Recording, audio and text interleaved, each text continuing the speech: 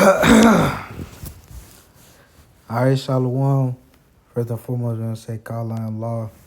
Yahweh by Hashem, Yahweh Shai by Hashem, Kakadash. Double honors to the elder and apostles, a great millstone, they rule and teach well. Peace and salutations to the whole for your legs, spreading the truth out the four winds.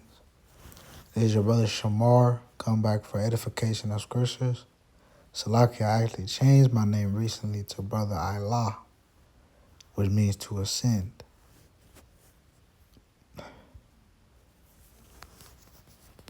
But this is Brother Allah coming back for edification of scriptures. So today's lesson is going to be on the parting of good and evil throughout the times. All right, so we know that evil has ran rampant in the earth for 2,000 years without at least 2,000 years without, well, let's do the math. So Yahweh Shai was born 2,000 years ago, and we were in Roman captivity. Them two, we was in Roman captivity at that time. So we gotta look at, instead of when Yahweh Shai was born, we gotta look at the time after the Dark Ages. So the Dark Ages, that was the time when the Israelites was ruling Rome. All right, they were called the Moors. They went to war against Esau and the Roman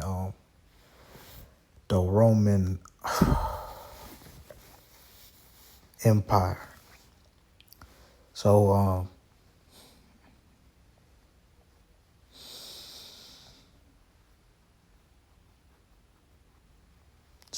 but they fell. The Israelites ruling Rome in Europe fell in 1492.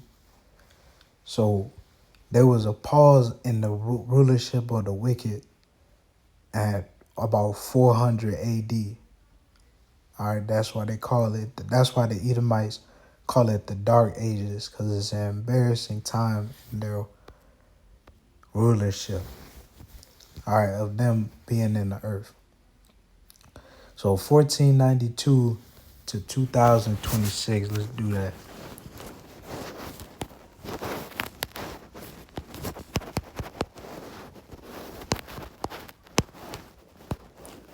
$534 years. Half a century.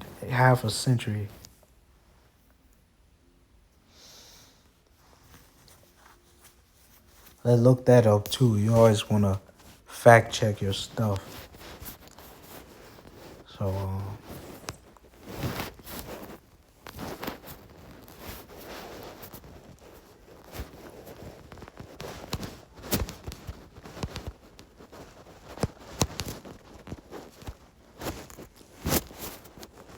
for half a millennium, Salakia. So they've been ruling for half of a millennium through wickedness. All right, but the scriptures say when there's gonna be an end, and we're getting very close to that end. If you look at what's going on in the news, all right, the Iranian war, all right, that's going, and the Strait of Hormuz, that's directly in the Persian Gulf, which is the Valley of Jehoshaphat. All right, you can find that, and that's end time prophecy. You can find that in Joel, the book of Joel, the 2nd chapter.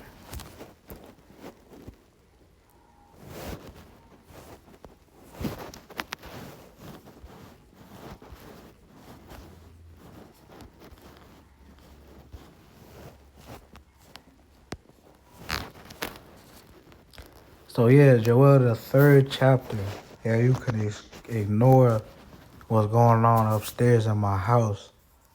You know, sometimes people got a spirit on them that they don't want the truth to come out. But so this is the book of 2nd Ezra chapter 6 and verse 7. Then answered I and said, what shall be the parting asunder of the times, or when shall be the end of the first, and the beginning of it that followeth?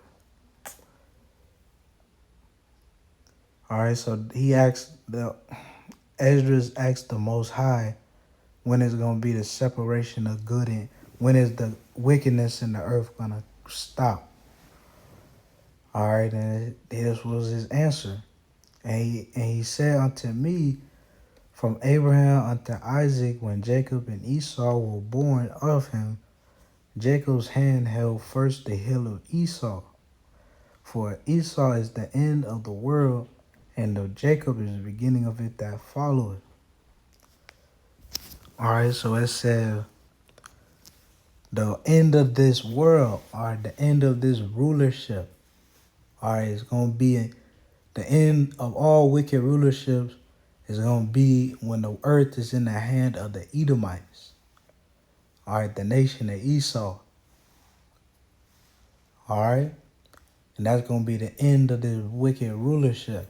All right, we know the Most High gave the wicked their rulership. In the book of Job 9:24, it elaborates on it. But it says Jacob is the beginning of it that followeth. All right, so that's one scripture that you can use to separate good and evil. Got another precept.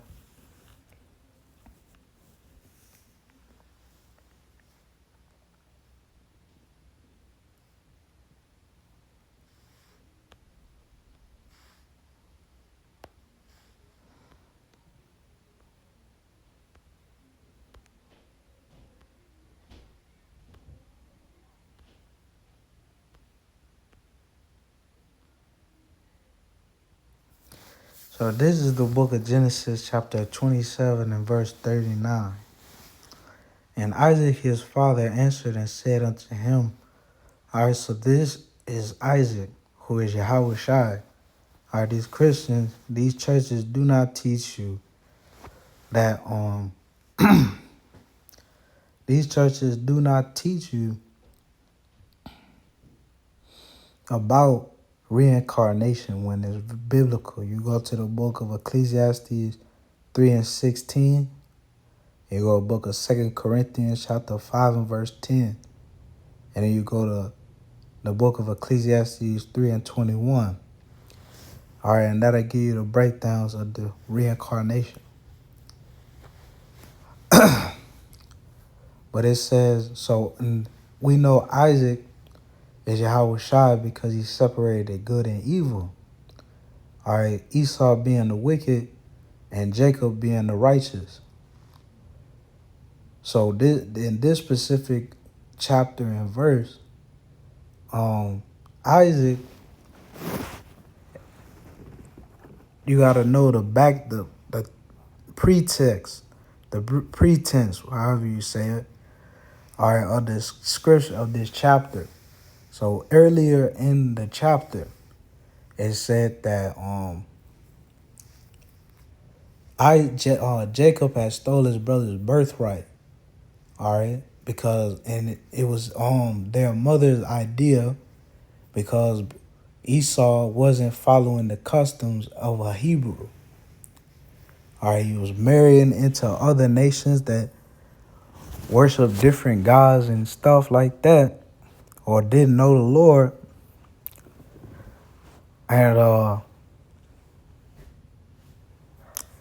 his mother told Jacob to steal the birthright from the firstborn son. And it said, so let's read into it. And Isaac his father answered and said unto him, behold, thy dwelling shall be in the fatness of the earth and of the dew of heaven above. So it says, Esau is going to hold the fatness of the earth. All right, what's the fatness of the earth? That's every piece of the earth. All right, every country, every country is going to be under Esau. All right, you can see that today. Every country has to pay tribute unto the nation of Esau, which is the Illuminati. And if they don't, they lose their country, they get replaced. A lot could happen if they rebel against Esau. They could either A, lose the heads of that country, lose their lives and get replaced, or they could go to war with Esau and lose. And we could show that they were going to lose based off the next part of this chapter.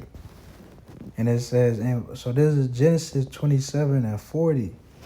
And by thy sword shalt thou live, and shalt serve thy brother. And it shall come to pass when thou shalt have the dominion, that thou shalt break his yoke off thy neck. So it says he's going to be a man of the sword. All right, what is a sword? A sword is a killing instrument.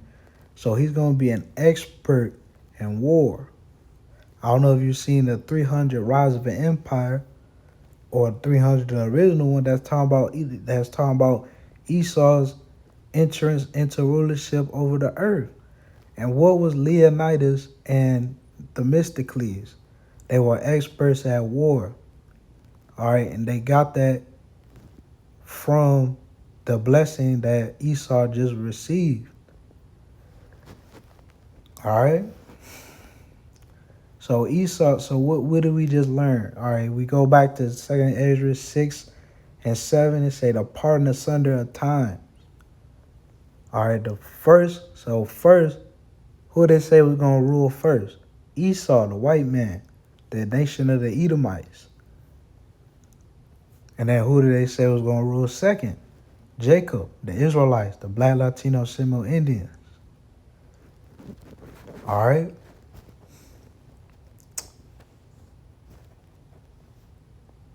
But we can go to the scriptures, man, and show you the end of Esau's rulership. We actually going to go through all the rulerships after the Egyptians. So that's Daniel 7. So this is the book of Daniel chapter 7 and verse 1. In the first year of Belshazzar, king of Babylon. All right, so that's not to get confused with Belteshazzar, which is Daniel's original Hebrew name. All right, they spelled differently. So in the first year of Belshazzar, king of Babylon, Daniel had a dream and vision of his head upon his bed. Then he wrote the dream and told the sum of the matters. All right, so it says Daniel received a vision from the Most High in his dream. All right, so it says, and Daniel spake and said, I saw in my vision by night, and behold, the four winds of the heaven strove upon the sea. And four great beasts came up from the sea, diverse one from another. All right, so for one, the sea that Daniel is speaking of is the Mediterranean Sea. All right, and when it say four beasts came out of the sea, all right, that means that four countries became powerful that border with the Mediterranean Sea. The first was like a lion and had eagle's wings. I beheld till the wings thereof were plucked, and it was lifted up from the earth and made stand upon feet as a man, and a man's heart was given to it. So it says the first was like a lion. So the first beast that represents the first country, all right, was like a lion with eagle's wings. Now, if you go and look up the Assyrian lion, you're going to see a picture of a lion with eagle's wings. All right, so that's how we know that's talking about the Assyrian Empire. And it says, I beheld till the wings thereof were plucked, and it was lifted up from the earth, and made stand upon the feet as a man, and a man's heart was given to it. All right, so it says the wings were plucked. So that a representation of the Assyrian Empire getting taken down. All right, and becoming another country. All right, and that would be the Babylonian Empire conquering the Assyrian Empire. And when it says a man's heart was given to it, that means that great wisdom was given to the Babylonian Empire. All right, because the word heart goes to the word la'ab, which means mind. All right, and we know that the Babylonians had the more educated people in their country called the Chaldeans. All right, they were very educated. And behold, another beast, a second like to a bear, and it raised up itself on one side, and it had 3 ribs in the mouth of it, between the teeth of it. And they said thus unto it, Arise, devour much flesh. All right. So what did it say? It was like a bear. All right. So that's the Medial Empire.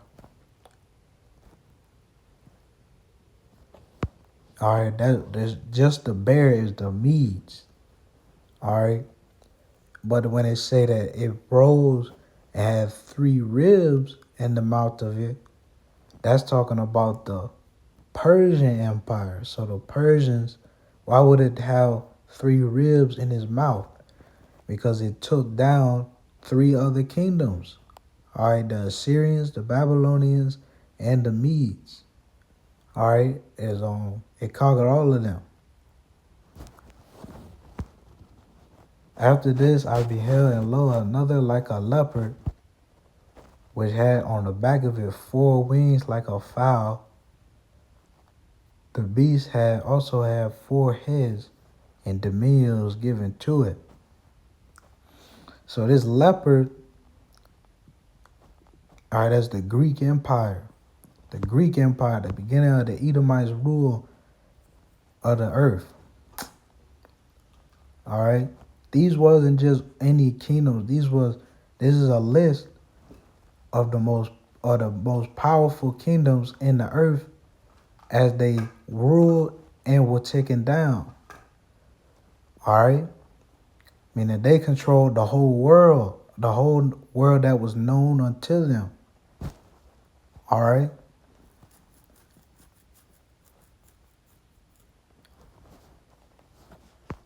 And these 4 heads are the 4 generals that Alexander, who was a Greek, just in case you didn't know that, split his kingdom into. He had Ptolemy, Seleucid, Antiochus, and it was one more. So Ptolemy, Seleucid, Antiochus, and there was one more. Let's look it up.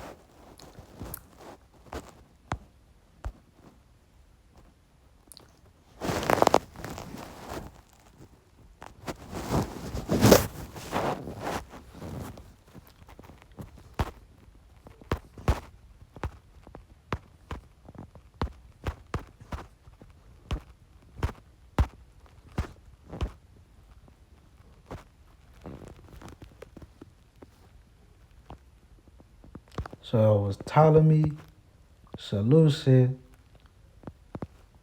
Cassander, and Lysimachus. Those are the 4 rulers that Alexander separated his kingdom into on his deathbed. And that's why it said it had 4 heads.